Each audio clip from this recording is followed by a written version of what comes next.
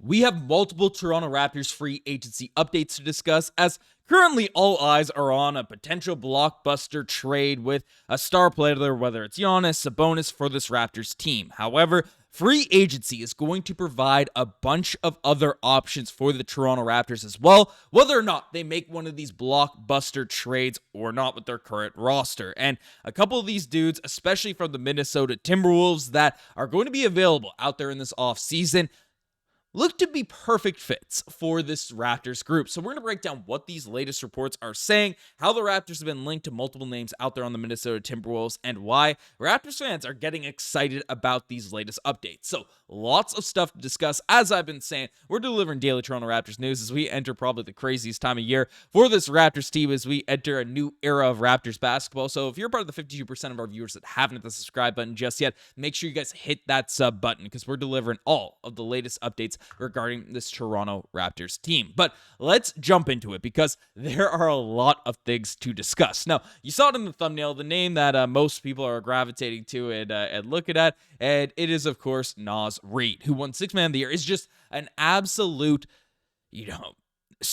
big man coming off the bench on a bargain of a contract right now, and all indications are going to be that he is available in the offseason. So Randle holds a $30 million Julius Randle's teammate player option, and he must exercise or decline that by June 29th.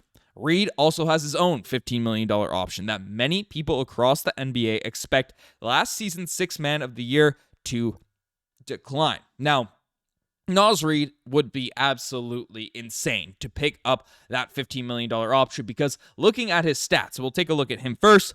14 points per game, 6 rebounds, 2 assists, shooting 38% from the three-point line, 39% on corner threes at just 25 years old. He is only 25 years old here right now. One of the most effective stretch big men in the NBA, plays defense, he's mobile, he does everything really you'd ask for out there on the basketball court, and has been coming off the bench for the Minnesota Timberwolves. So he is a player that out there in the open market are going to be very, very, lots of suitors interested in picking him up. And the Toronto Raptors have been named as one of those potential destinations. As you can see, the odds for landing Naz Reid, they're a lot tighter than a lot of these lists are, but the Toronto Raptors have the 5th best odds to pick up Naz Reid. And looking at him, the reason I'm talking about him first, because the Warriors, the Nets, the Hornets, and the Lakers are also in the mix for Naz Reid. So it's not like a surefire thing that he's going to be coming to the team, but the fit for Naz Reid on this roster, whether, again, it's around Giannis Antetokounmpo, one of these blockbuster trades happening, or, of course, around our star player right now in Scottie Barnes,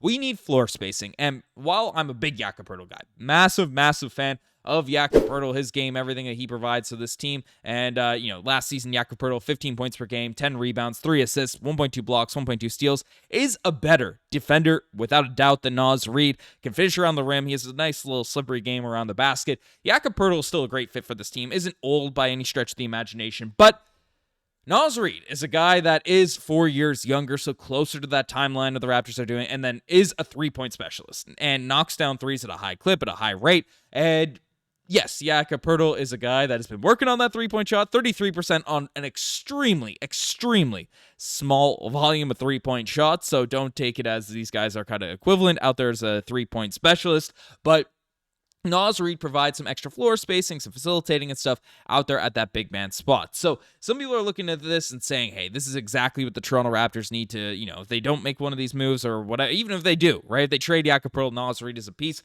that could be a good fit. And basically there is a legitimate chance in terms of the odds that are going on right now in terms of landing Naz Reid. So not high, a deal is imminent or anything like that, but definitely a guy that should be on the radar of Toronto Raptors fans. But another guy that has been linked to the Raptors for a pretty long time, given his nationality, and that's Nickeil Alexander-Walker. And news has come out that the overwhelming expectation is Nickeil Alexander-Walker will be leaving the Minnesota Timberwolves as an upcoming free agent. Minnesota's apron crunch, including Julius Randle and Naz Reid, likely leaves Alexander-Walker out. Minnesota could sign and trade Alexander-Walker to recoup assets. Now, Alexander-Walker is beyond being Canadian, cousins with Shea and, an absolute outstanding defender. He is a player that has had kind of a sneaky breakout couple seasons of the Minnesota Timberwolves. 9 points per game, 3 rebounds, 3 assists, 38% from the three-point line, shoots 47% on corner threes. At just 26 years old with his level of defense, he is the prototypical exact type of guy you are looking for as a 3-and-D player out there in the NBA. And it's translated to winning. You see how effective he's been out there on the basketball court in terms of defending, in terms of knocking down shots. He's not like that insane of a creator, but definitely a player that in the mix out there on this Raptors team could be inserted. Especially we have a lot of guys at that wing position right now. Gradey Dick, Jacoby Walter, RJ Barrett. This is more so a free agent signing you do if you trade RJ Barrett for another piece. If you trade Gradey Dick and some blockbuster move. Alexander Walker coming in and being that 3-and-D guy to slot in and be an immediate impactor on winning.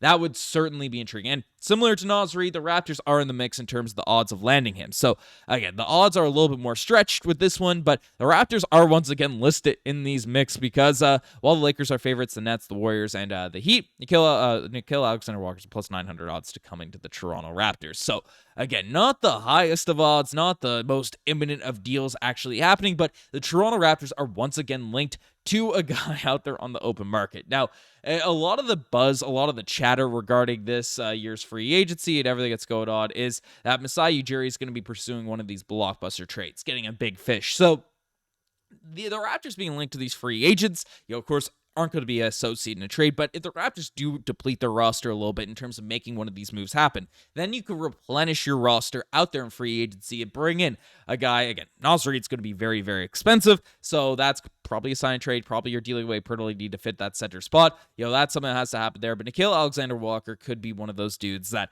really fits in well with what the Toronto Raptors are doing. Now, there are multiple teams interested in him. Orlando Magic are a team to watch for Alexander-Walker too, according to the Steinline. Next season's full mid-level exception will be worth more than 3 times what Alexander Walker made last year at $14.1 million, with rumbles already in circulation that Orlando is a team to watch as a potential suitor, right? The Raptors could easily come in and slide in with that type of contract and make one of these moves happen. Of course, this team does have a lot of guys out there on the team making a ton of money, so imagine that if one of these free agent moves do go down, it's going to be after some adjustments are made to the roster, so that's what we can kind of expect. I don't expect right now, as currently constructed, that the Raptors are going to be able to afford unless, you do some crazy cap negotiations or Rodgers is just willing to up the cell phone bills across the country and just pay whatever tax it is. I mean, they're already paying over $500 million for Vladimir Guerrero Jr., but I digress.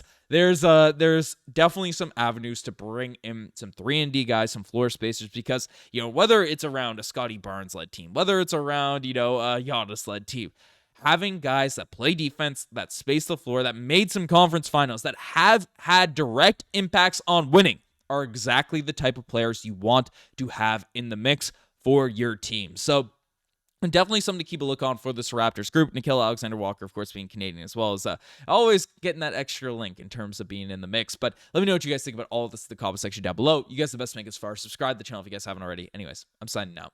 Cheers.